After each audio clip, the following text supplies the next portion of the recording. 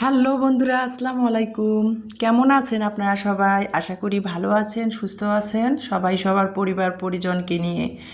হোক আলহামদুলিল্লাহ, আল্লাহর অশেষ রহমতে আমিও ভালো আছি মোটামুটি। বন্ধুরা, সকাল থেকে শুরু করলাম নতুন আর একটি ভিডিও, প্রতিদিনের মতো রান্নাঘর দিয়ে। যেহেতু আমি হাউস ওয়াইফ, সকালে সারাদিনের খুঁটিনাটি তো রান্নাঘর থেকে শুরু হয়। বন্ধুরা, রান্নাঘর থেকে শুরু করলাম, নুডলস রান্না করতেছি। আর আমি তো আবার সবসময় নুডলস শুধু রান্না করি না, পাস্তা নুডলস মিশিয়ে রান্না করি। তো ম্যাগি নুডলস 2 প্যাকেট নিয়েছি আর পাস্তা নিয়েছি। আর আমি না সবসময় খোলা পাস্তাটা ব্যবহার করে থাকি, খোলা পাস্তাটা কেজি হিসাবে কিনি। তো সেটা আমি আর কি অফ ক্যামেরাতে কিন্তু সে একটু গরম পানিতে ফুটিয়ে নিয়েছি হালকা করে, বেশি একেবারে না, হালকা করে ফুটিয়ে নিয়ে পানি ঝরা দিয়ে যে একটুখানি কিন্তু অফ ক্যামেরাতে টেস্টিং সল্ট মাখিয়ে সিদ্ধ করা নুডলসগুলো মেখে রেখে দিয়েছিলাম। তারপরে অপর সাইডে চুলাতে প্যান বসিয়ে দিয়ে পেঁয়াজ, মরিচ, একটা আলু আর টমেটো আর কি ফ্রিজে ফ্রোজেন করা ছিল, সেই টমেটো দিয়ে আমি মশলাটা ভালো করে ভেজে নিলাম। ভেজে নিয়ে ডিম ভেঙে দিয়ে ডিমটা ঝুরি করে নিলাম, নিয়ে তারপরে আর কি সিদ্ধ করা পাস্তা নুডলসে যে সেটা দিয়ে ভালো করে নুডলসটা ভাজি করে নিলাম। নিয়ে সকালের নাস্তা আজকে নুডলস আর একটু চা বানিয়ে নিব। আর ইলমার না একটু পেটের সমস্যা দেখা দিচ্ছে, মেয়েটার না ইদানিং না শরীরের গোড়টা ভালোই যাচ্ছে না, পেটের সমস্যা দেখা দিচ্ছে বলতেছিল। তো সেই জন্য ভাবলাম যে তুমি তাহলে নুডলস খাইও না, তারপরে মানবে না। ও যদি নুডলস ভক্ত বলছে, না নুডলসও খাবো। তো ওকে আমি সকালে একটু চিড়া আর কি ধুইয়ে দিলাম, যে লবণ দিয়ে কসলায় একটু চিড়ার পানিটা খেলে পেটটা ঠান্ডা হবে। মেয়েটা না সারাদিন স্কুলে থাকে, কোনো কিছুই খেতে চায় না। স্কুলে যে আমি টিফিন বানিয়ে দিব সেটাও নিতে চায় না, যে টাকা দিব যে টিফিন খেয়ে নিও স্কুলে বিস্কিট কেক, সেগুলোও খেতে চায় না। মানে 9:30টায় বাসায় যা খেয়ে যায়, 4:30টা পর্যন্ত স্কুলে যে থাকে কোনো কিছু খেতে চায় না। এই জন্য আর কি ওর মানে পেটের সমস্যা দেখা দিচ্ছিলো। সেই জন্য ভাবলাম যে তাইলে একটু চিড়া ভিজিয়ে লবণ দিয়ে কসলায় চিড়ার পানিটা খাওয়াইলে পেটটা ঠান্ডা থাকবে। তো সেটা দিলাম, সেটাও খেলো, কিন্তু নুডলস একটু খেয়েছে, নুডলস বেশি খায় নাই। তো তারপরে এই যে আমি আর ইমানি আমরা নাস্তা খাচ্ছিলাম বন্ধুরা, এই যে নুডলসে পাস্তায় যে মিশিয়ে রান্না করেছে সেটাই খাচ্ছি একটু টমেটো কেচাপ দিয়ে। আর একটু দুধ চা বানিয়ে নিয়েছি সকালবেলা। আবার দুধ চা না হলে হয় বলেন? যারা চাল আবার বিশেষ করে তাদের তো সকালে চা ছাড়া তো সকালটা সারাদিন সতেজ মনেই হবে না। তো যাই হোক, একটু চা বসিয়ে দিয়েছি, নুডলস খাচ্ছিলাম আর পাশে একটু লিকুইড দুধ দিয়ে। আমি সবসময় আবার গরুর দুধ দিয়ে চাটা খাই, মানে গুঁড়ো দুধ দিয়ে চাটা ভালো লাগে না, গরুর দুধ দিয়ে চা খাই। গরুর দুধের চা না একটু পাতলাও হলেও কিন্তু গরুর দুধের চা স্বাদটা আসলে অন্যরকম। তো এই যে গরুর দুধ দিয়ে চা বানিয়ে নিলাম, 3 মা মেয়ের জন্য কাপে ঢেলে নিলাম। মেয়েরা নুডলস খাচ্ছে, আমি চাটা নিয়ে যাব, নিয়ে যেয়ে আর কি আমি নাস্তা খাচ্ছিলাম বন্ধুরা। এই যে প্লেটে প্লেটে 2 মেয়ের বাটিতে দিয়েছি, ওরা নিয়ে নিয়েছে, আমি নিলাম, নিয়ে নুডলস খাচ্ছি, প্লাস চাটা হয়ে গেলো, চাটাও থেকে নিয়ে নিলাম। আমি আবার গরম চা না, চা যদি একটুখানি ধোয়া ওঠা কমে যায় ঠান্ডা, বা একটুখানি যদি চায়ের ধোয়া ওঠা না হয়, তাহলে কিন্তু আমি সেই চা খাই না। চা থাকবে, আমার মনে হয় চা থাকবে কাপের মধ্যে, ধোয়া উঠবে, সেই চা চুমুকে খাবার মজাই আলাদা। কাপের মধ্যে চুমুক দিবেন, সেই চার মজাই আলাদা, দেখা যায় যে শরীরটা অনেক সতেজ লাগে।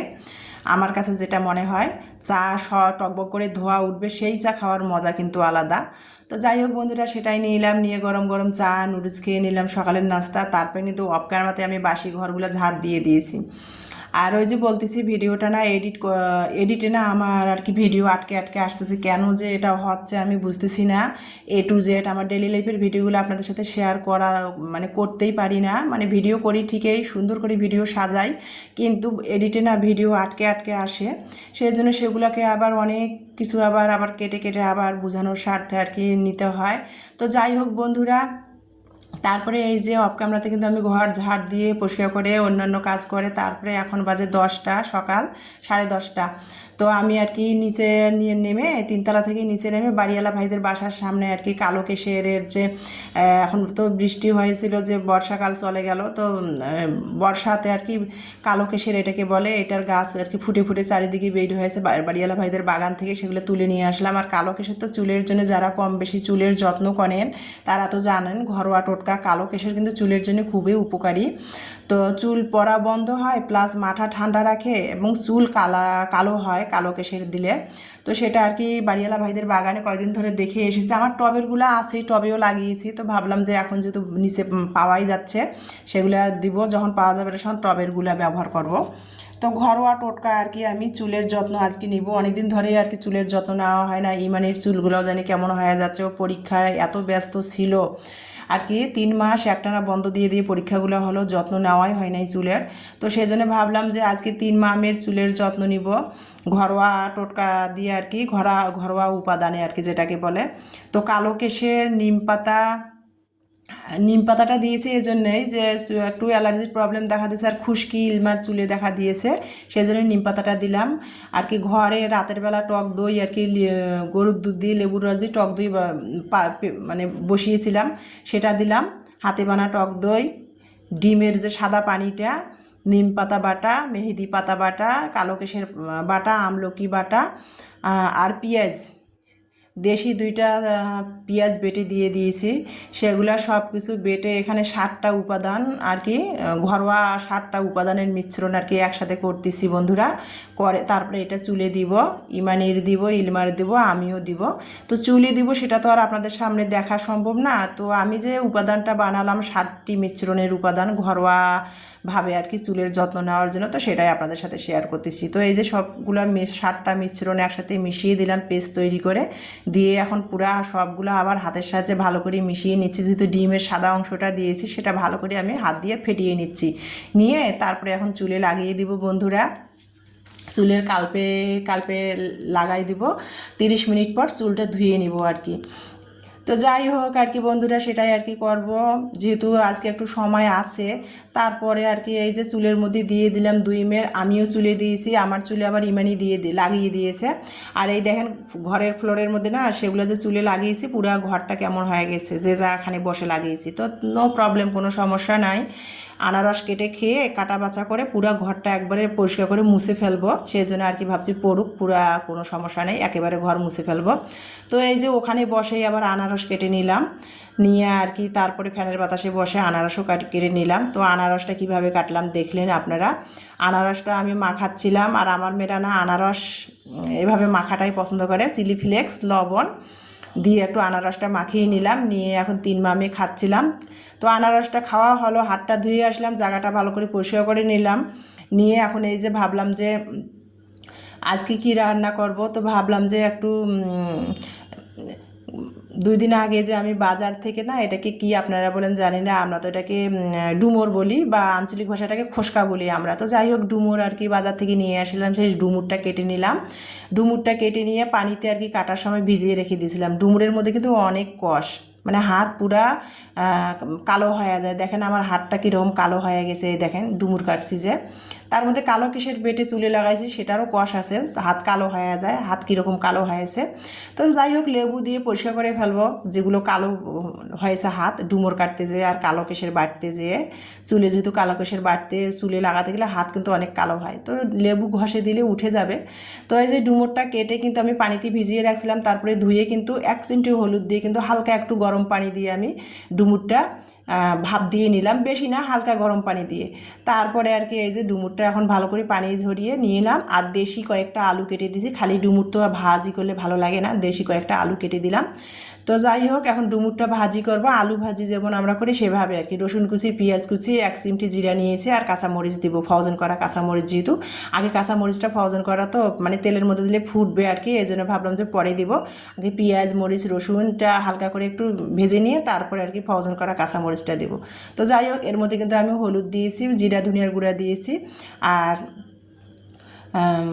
দিয়ে ভালো করে ভেজে নিয়ে লবণ দিয়ে ভালো করে মশলাটা ভেজে নিয়ে এখন এই যে ডুমুর আলু একসাথে ধুয়ে রেখে দিয়েছিলাম সেটাই আমি দিয়ে ভাজিটা করে নিচ্ছি দেখেন আর কি। আর এর মধ্যে কোনো কিছুই অ্যাড করব না, আলু ভাজির মতোই আর কি ভাজিটা করে নিব, ডুমুরের ভাজি বন্ধুরা। তো যাই হোক তারপরে এই যে খাওয়ার পালা। আর অফ ক্যামেরাতে কিন্তু আমার শরীরটা প্রচণ্ড খারাপ লাগতেছিল। ইমানি না আজকে ও বলছিল যে ব্রয়লার মুরগির আর কি ও রান্না করবে আর কি, ব্রয়লার মুরগির ও নতুন একটা রেসিপি বানিয়েছে, তো সেটা আপনাদের সাথে শেয়ার করা হয়নি। আর ও কোনো কিছু বানালে না ও ক্যামেরাবন্দি করে মানে শেয়ার করতে চায় না, পছন্দ করে না। তো যাই হোক একটি ব্রয়লার মুরগির তরকারি, সেটা ইমানি রান্না করেছে সেইটা। আর এখানে ডুমুর ভাজি দিয়ে দুপুরের খাবার খাচ্ছি বিসমিল্লাহ করে বন্ধুরা। মানে চুলে প্যাক দিয়ে সংসারের অন্যান্য কাজ করে, তারপরে 3 মামে গোসল করে মাথা আর কি শ্যাম্পু করলাম, করে তারপরে দুপুরে খেতে খেতে কিন্তু 3টা বেজে গেছে বন্ধুরা। এই যে দুপুরের খাবার খাচ্ছি, সেটাই আমার ভালো লাগাটা আপনাদের মাঝে শেয়ার করতেছি বন্ধুরা। ইমানি ব্রয়লার চিকেন দিয়ে নতুন একটা রেসিপি বানিয়েছে। তো মেয়ে আর কি যখন যেটা খেতে মন চায় ইউটিউব দেখে দেখে ও রান্না করে, আমি নিষেধ করি না। তো কি বানিয়েছে জানি না, খাচ্ছি তো ভালোই হয়েছে, খারাপ হয় নাই। আর আমি ডুমুর ভাজছিলাম, সেটা দিয়ে দুপুরের খাবার খেয়ে নিলাম। তারপরে এখন বিকেল 5টা 5:30 বাজে বন্ধুরা। এই যে আমার শাশুড়ি যে মাসকালার ডাল দিয়েছিল, ঢেকি নষ্ট দেখে মাসকালার ডালটা ঢেকিতে মানে পাউডার তৈরি করে দিতে পারি নাই, মানে গুঁড়া করে দিতে পারি নাই। আমাকে বলছিল যে, আর আমার শাশুড়ির তো হাত কেটে গেছে, আমার শাশুড়ি বলছিল যে বাসায় আর কি ব্লেন্ড করে নিতে। তো সেটা একটু চুলার মধ্যে বাড়িতে ভেজে পাটার মধ্যে আর কি মাসকালার ডালের খোসাগুলা ঝেড়ে পরিষ্কার করে দিয়েছে। তো সেটা আমি নিয়ে আসছি। তো ভাবলাম যে মসুরের ডাল তো ইলমার খাওয়া যায় না, তো ভাবলাম যে একটু মাসকালার ডালটা ব্লেন্ড করে রেখে দেই আর কি, শর্টকাট আর কি। মাসকালার ডাল কিন্তু খুবই শর্টকাট রান্না করা যায়। তো সেটা আর কি ব্লেন্ড করে মাসকালার ডালটা গুঁড়া করে নিচ্ছি, নিয়ে তারপরে রেখে দিব। ইলমার যেহেতু মসুরের ডাল খাওয়া যায় না, যখন আর কি ভর্তা ভাজি করবো তখন একটু সাথে একটু মাসকালার ডাল রান্না করে নেবো। তো সেটাই ব্লেন্ড করে নিচ্ছিলাম। শাশুড়ির দেওয়া মাসকালার ডালটা ব্লেন্ডার করে নিচ্ছিলাম বন্ধুরা। এই যে দেখেন একবার হয়ে গেল আর কি ব্লেন্ডার।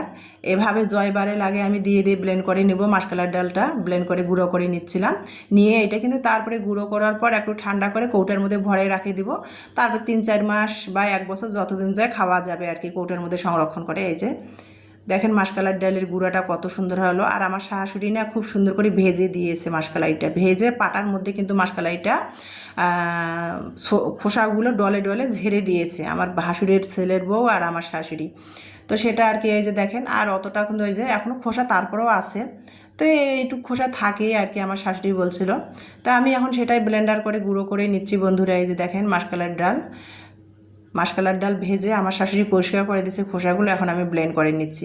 তো মাসকালার ডালটা গুঁড়া করতেছি বন্ধুরা। ঠান্ডা হলে তারপরে কৌটার মধ্যে ভরবো। আর যখন মাসকালার ডাল রান্না করব তখন তো আপনাদের সাথে আমি কিভাবে মাসকালার ডাল আমি আমার স্টাইলে রান্না করি তখন তো আপনাদের সাথে শেয়ারই করব, আপনারা যেহেতু আমার পরিবারের সাথে আছেন। আর আমি কি খাই না খাই আমার ভালো লাগাগুলো তো সবই আপনাদের সাথে শেয়ার করি। তো ভিডিওটা বন্ধুরা আজকে এই পর্যন্ত, সবাই ভালো থাকবেন, সুস্থ থাকবেন, আল্লাহ হাফেজ।